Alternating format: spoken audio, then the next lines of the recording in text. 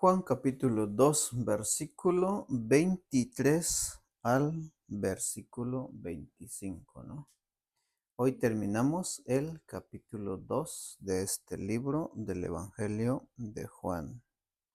¿Qué dice el versículo 23? Estando en Jerusalén en la fiesta de la Pascua, muchos creyeron en su nombre, viendo las señales que hacía. A ver, versículo 24. Pero Jesús mismo no se fiaba de ellos, porque conocía a todos. A ver, el versículo 25. Dice, y no tenía necesidad de que nadie le diese testimonio de él, hombre, pues él sabía lo que había en el hombre. Ujú. Dice el versículo 23 que estaba, ¿no? Estando. Ella estaba. ¿En dónde? En Jerusalén, pero en una ocasión especial. Sí, En la fiesta de la la Pascua. fiesta de la Pascua. Y en el versículo 13 también menciona esa palabra Pascua, ¿no? Sí, ¿Qué dice el versículo 13? Estaba cerca la la Pascua. Pascua. La Pascua de los judíos. Ahora, ¿qué es la Pascua? Estaba cerca cuando Jesús subió a Jerusalén, ¿verdad? Sí, ¿Qué hizo allí? Bueno, los versículos 14 al 22 hemos visto que Jesús purifica el templo, ¿no? ¿Cómo lo purificó? Pues ahí lo explica, ahí lo menciona. Pero hay detalles muy interesantes. Por ejemplo, ¿no? Lo que hizo Jesús en el templo era echar fuera a todos del templo, los que estaban vendiendo ovejas, bueyes, palomas, los cambistas. Entonces Jesús dijo, como dijo en el versículo 16, quitad de aquí esto y no hagáis de la casa de mi padre casa de mercado, ¿no? Así Jesús limpió el templo o purificó el templo. Pero, según el versículo 17, los discípulos, al ver esta actitud, se acordaron de un salmo, en el Salmo 69, ¿no? Que esto ya estaba escrito y que se cumplía en Jesús. ¿Qué dice? Versículo 17, el celo de tu casa me consume. Esto es lo que vieron los discípulos. Ahí ya, al ver esta actitud, decíamos que ya era una señal de que Jesús es el Mesías, porque el Salmo 69 es un salmo mesiánico, así le llaman. Es decir, el salmo habla de Jesucristo, ¿no? Pero los judíos, ¿qué vieron? Vieron también, ¿qué dice el versículo 18? Y los judíos respondieron y le dijeron, ¿qué señal nos muestras ya que haces esto? Estaban entendiendo, comprendiendo algo por lo que hacía ahí en el templo, las señales y hacer esto, pues, y no le podían prender.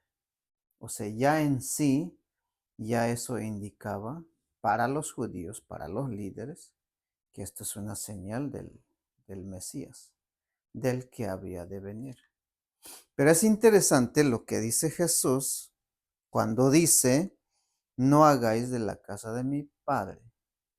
Esa frase, la casa de mi padre, es plenamente una señal, una manifestación de que Jesús es el Hijo de Dios o es Dios.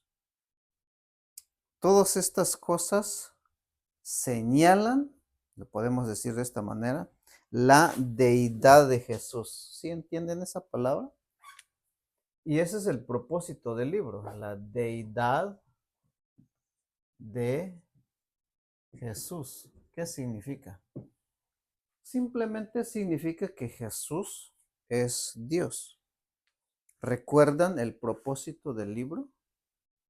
Las señales que él hacía, las actitudes de Jesús, se habían escrito según este libro del Evangelio para que creáis en Jesucristo y creáis que Él es el Hijo de Dios y para que creyendo en Él tengáis vida eterna, ¿no? Ahora, el versículo 23 dice allí que estaba en la Pascua. Ahora, quiero definirles o decirles lo que significa la palabra Pascua. La Pascua era una fiesta anual que conmemoraba la ocasión en que los hijos de Israel fueron librados de la esclavitud de Egipto. Ya les explicaba eso, ¿no? Cómo Dios sacó a su pueblo Israel, de la esclavitud de Egipto. De eso se trata la fiesta también. Y, por ejemplo, en Éxodo 12 tenemos las indicaciones de esa fiesta. Bien, la primera celebración de la Pascua se registra en Éxodo capítulo 12, versículos 1 al 51. Todo el capítulo habla de lo que es la Pascua. Siendo judío devoto el Señor Jesucristo, subió a Jerusalén para este importante día en el calendario judío. Bien. La fiesta de la Pascua era uno de los 3 grandes festivales anuales de Israel. Hay 3 fiestas que celebra el pueblo de Israel,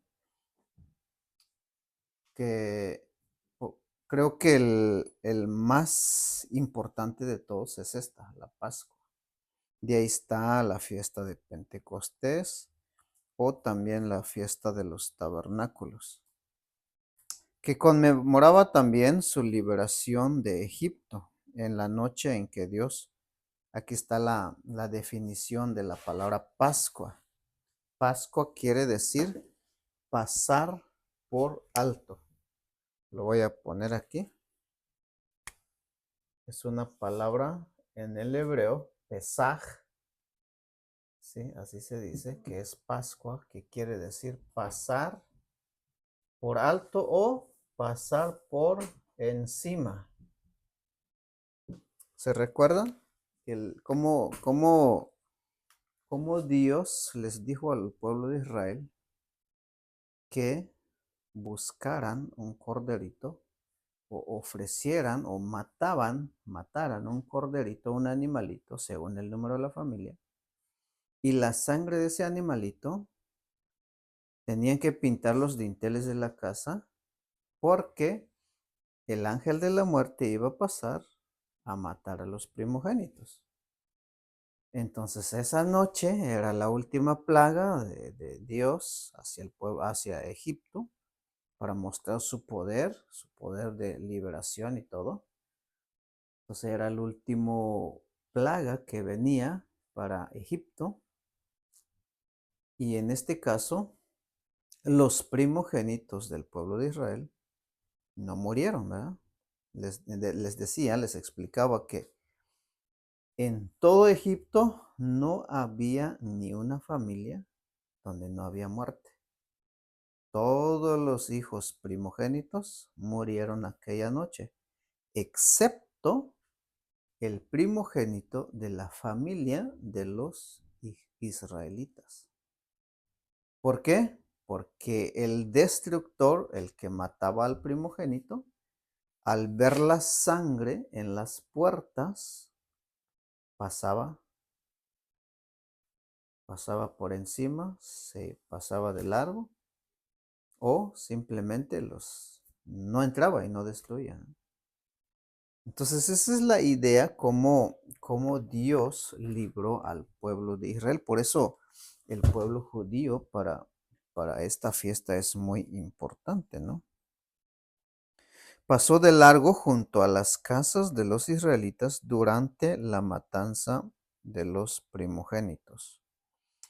Bueno, se dice que esto se celebra en el 14 de Nisan, esto es más o menos entre marzo y abril, ¿no? ¿Qué mes estamos? Marzo, abril, estamos abril. Entre marzo y abril. Y esta semana, ¿cómo le llaman? Semana Santa. El día domingo, ¿cómo le dice el calendario? El día de la Pascua. Sí, eso está en nuestro calendario. Revisen sus teléfonos, ahí va a aparecer el día de la Pascua. Entonces los judíos todos se juntaban, se reunían en Jerusalén. Creo que hasta el día de hoy, ¿no? Por lo menos, según se dice que a partir de los 12 años, todo hombre, varón, tenía que ir a celebrar esa fiesta. ¿Ok? Para hacer memoria, para recordar. Y esto es más o menos lo mismo, no es exactamente lo mismo, pero tiene la misma idea. O sea, es una figura de lo que hacemos el día de hoy. Cuando los días domingos partimos el pan, bebemos de la copa, ¿verdad? Nosotros recordamos la muerte de Cristo en la cruz y su resurrección de entre los muertos, su sacrificio, su sangre derramada. Hacemos memoria, aunque hace 2000 años que fue eso, ¿no? Y en 1 Corintios capítulo 5 habla de que nuestra Pascua ahora es Cristo. O sea, esto tiene un sentido, es como un sentido figurado, tiene un sentido espiritual, esta fiesta de la Pascua de los judíos. Nosotros no somos judíos, somos creyentes en Cristo Jesús. Nuestra Pascua es Cristo y no la celebramos cada año, sino la iglesia local, hace memoria de Cristo cada primer día de la semana para recordar. Pues eso es lo que hacemos en la sala. No siempre todos los domingos estamos ahí, pero si pudiéramos hacer todos los domingos sería mucho mejor, ¿verdad? Pero la idea ahí es que nosotros recordamos, no, sí, hacemos memoria de Cristo, pero al mismo tiempo recordamos, conmemoramos cómo nosotros los creyentes, Dios nos salvó de la esclavitud del pecado. Ya la Biblia misma nos dice que nosotros somos salvos por medio de Jesucristo, por medio de su sacrificio. Y ya Dios nos ha liberado. Cristo es el Cordero, como vimos en Juan 1:29. Cristo es el Cordero que murió por nosotros. Esa es la figura, ¿no?, de la Pascua. Pues los judíos no pueden celebrar hoy esta fiesta. Quizás sí van y todo, pero ya no hay templo, porque para hacer esta fiesta se necesita del templo, se necesita de sacerdotes para ofrecer los animales y todo. No sé cómo lo hacen el día de hoy, la verdad no tengo la idea, pero eso es más o menos lo que es la Pascua, ¿no? Tiene un sentido espiritual.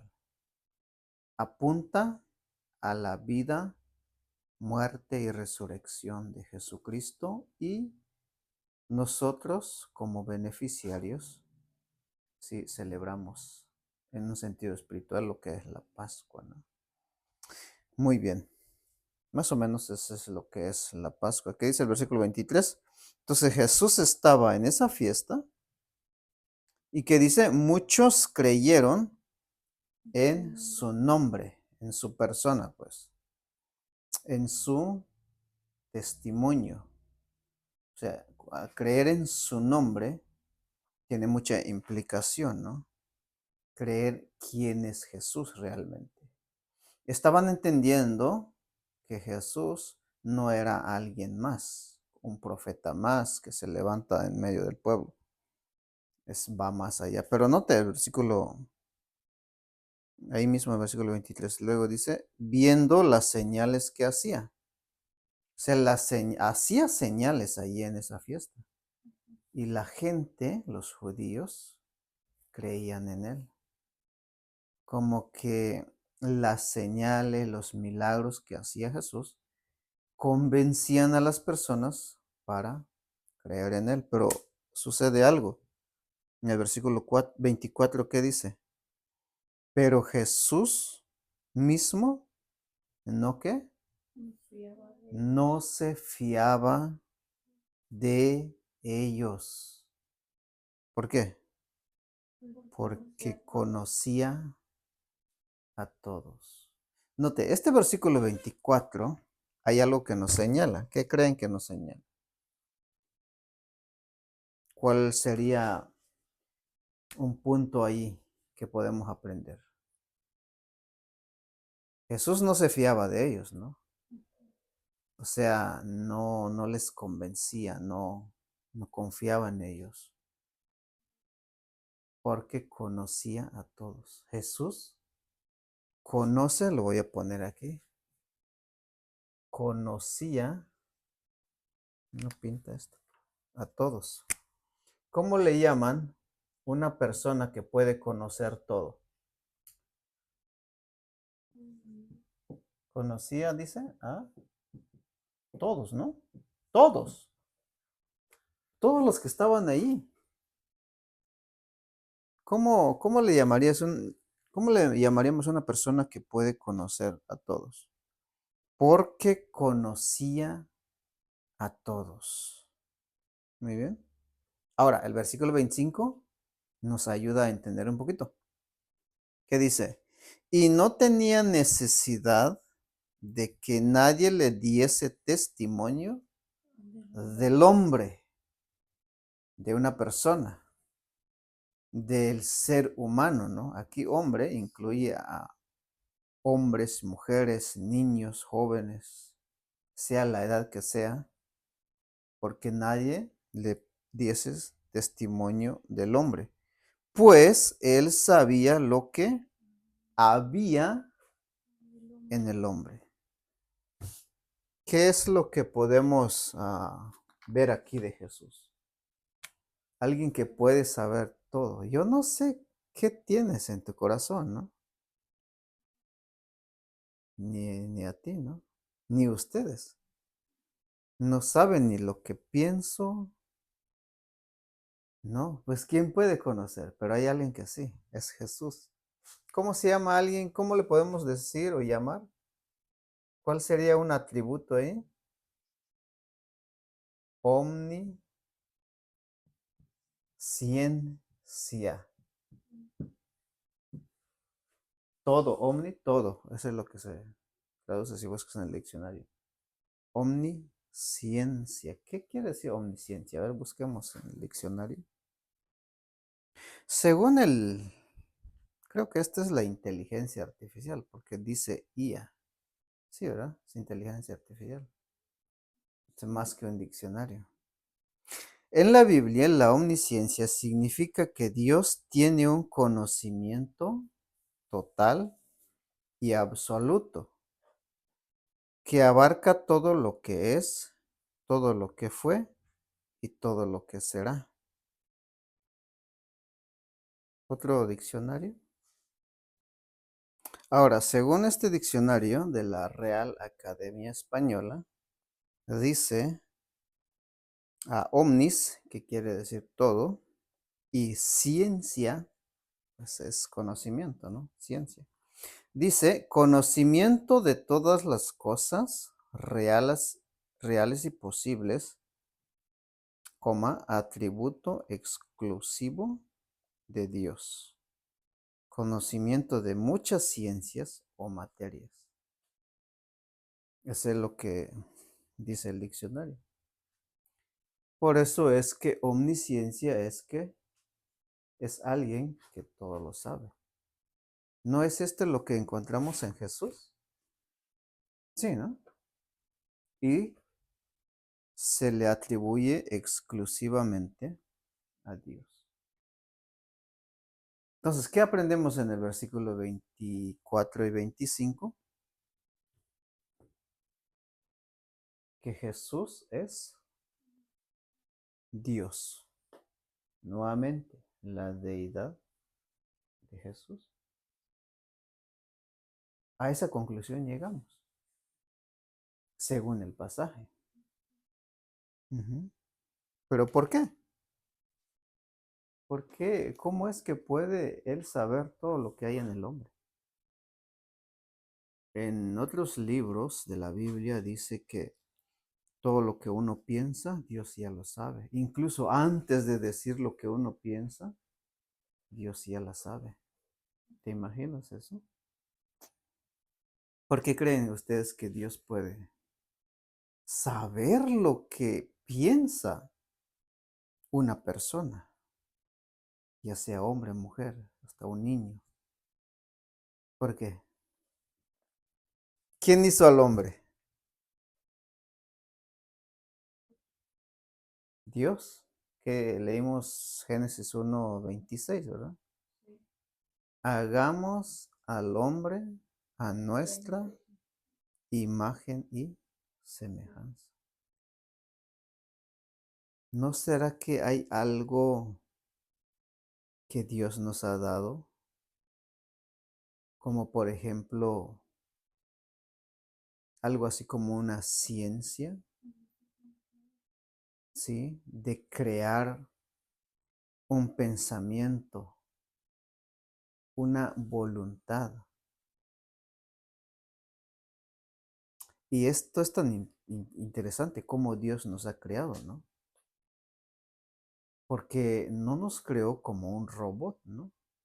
Que ya lo tiene todo en un sistema, de manera quizás profunda también sus actitudes y todo, pero el hombre puede pensar, incluso el corazón, los sentimientos, la voluntad, ¿no? Cuando vemos a Adán y Eva,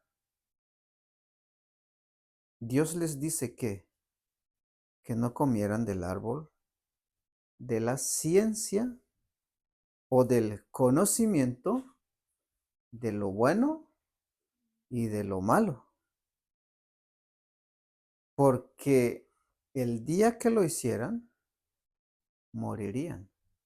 Es decir, que eso les llevaba a separarse de Dios, a romper la relación, la comunión que había entre el ser humano y Dios. Porque entró en él, pues Dios mismo le proveyó, ¿no? Ese entendimiento, esa ciencia, ese conocimiento de conocer lo bueno y conocer lo malo. Pero como somos débiles, el ser humano es débil, ¿qué es lo que naturalmente hacemos desde que nacemos? Nos inclinamos hacia el mal, separándonos de nuestro Creador. ¿Qué dice el capítulo 1, versículo 1 al 3 de este libro? En el principio era el verbo era con Dios y el verbo era Dios. ¿Qué dice el versículo 2? Este era el principio con Dios. Este era el principio con Dios. Luego, Todas las cosas por Él fueron hechas. Y todas las cosas por Él fueron hechas y sin Él nada de lo que ha sido hecho fue hecho. fue hecho. ¿Quién? Dios. Pero específicamente, ¿a quién está refiriéndose este libro o el autor de este libro?